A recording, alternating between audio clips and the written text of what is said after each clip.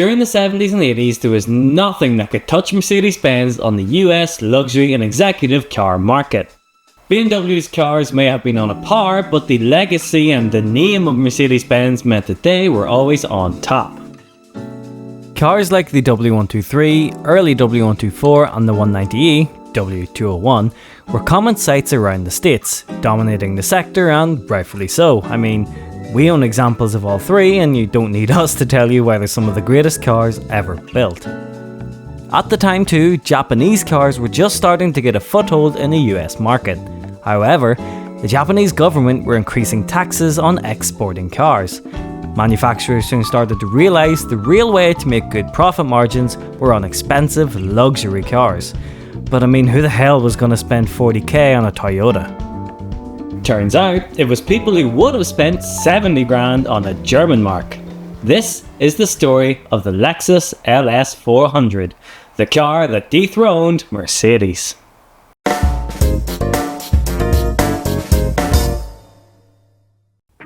Our story begins, naturally, in Japan in the early 80s. With these new restrictions in place, a few other brands began their luxury car journey. Nissan created Infiniti and Honda created Acura, because as we said earlier, people weren't going to spend big money on Okono car brands, so new luxury divisions had to be created. So, Toyota, not wanting to miss out, started what they called Project F1. Nothing to do with racing cars, but rather Flagship 1. In 1983, IG, something in Japanese, Toyota told his engineers to build the best car in the world, and with the usual Toyota attention to detail, which they did. So, with a blank checkbook and no time constraints, Toyota set out to beat BMW and Mercedes in the key areas for a luxury saloon: refinement, reliability, and efficiency. Well, as efficient as a V8 can be, I suppose. Toyota meant it when they said they were going to build the best car that they could, cost be damned, creating over 450 prototypes, 900 engines, and going through over 1.7 million miles of testing. They were not messing about. After over $1 billion of development, countless revisions, and much anticipation, the Lexus LS400 was revealed to the world in January of 1989 at the Detroit Motor Show. Despite being made primarily for the American market, the Lexus was still built in Toyota's homeland of Japan, where it was also sold as the Toyota Celsior. When we say that this car was like no other, we mean it.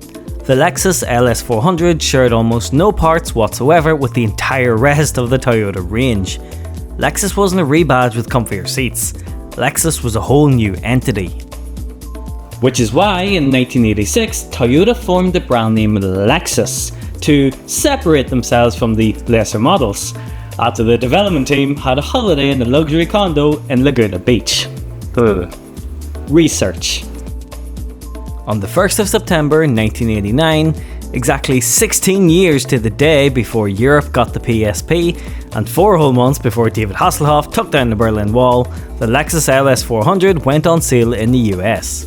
Mercedes and BMW had no idea what was about to hit them. Limited to only 50,000 units for quality control reasons, 40,000 of which were destined for the US, which explains why we never really saw them here, the LS400 was available with one engine, but what an engine it was. The 1UZ FE V8. A 4-litre, 240 horsepower piece of machinery that was so refined, one of Lexus's iconic ad campaigns revolved around the car balancing wine glasses on the engine while it was running. Loaded with over 300 technical innovations in the pursuit of comfort, the LS was eerily quiet inside and packed with features, which, to be fair, in a luxury car you'd expect. But what nobody expected was just how much this luxury brand would be a pain in the ass for its German rivals. Toyota's strive for perfection would pay off.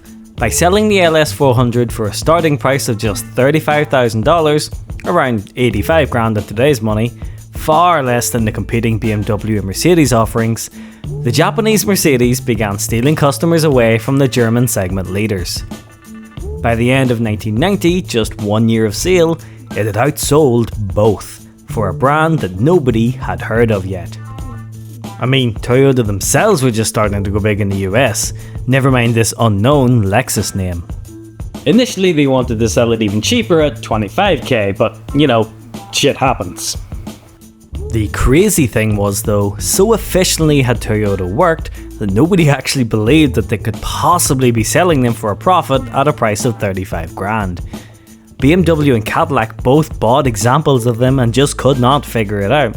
Cadillac even saying that GM couldn't possibly build a similar car within their own facilities. Now, usually there'd be a caveat here. There'd be an issue with reliability or something, but no. The Lexus topped the charts in reliability studies, knocking Mercedes off of their pedestal. Not only outselling the three-pointed star, but outperforming it too. Mercedes sales were down 29%, with BMW down 19%. And 35% of Lexus buyers were trading in a Lincoln or a Cadillac in against their new Lexus. Ouch. It's very, very rare that an underdog can come into the market and completely dominate. I mean, sure, to car enthusiasts like us, this is a Toyota, but to those who don't know, and most of their customers, this was a brand new Lexus. But this was one of those underdog stories come true, and ever since, BMW and Mercedes have been quaking in their boots. So if you were picking, what would you rather? Lexus, BMW or Mercedes? I mean, naturally I'd be biased towards Mercedes because that's what we have, but what about Munich? What about the Japanese Mercedes? Let us know in the comments below. But for now, I've been Tomo, this has been 427 Motorsports. Thank you for watching, and good luck.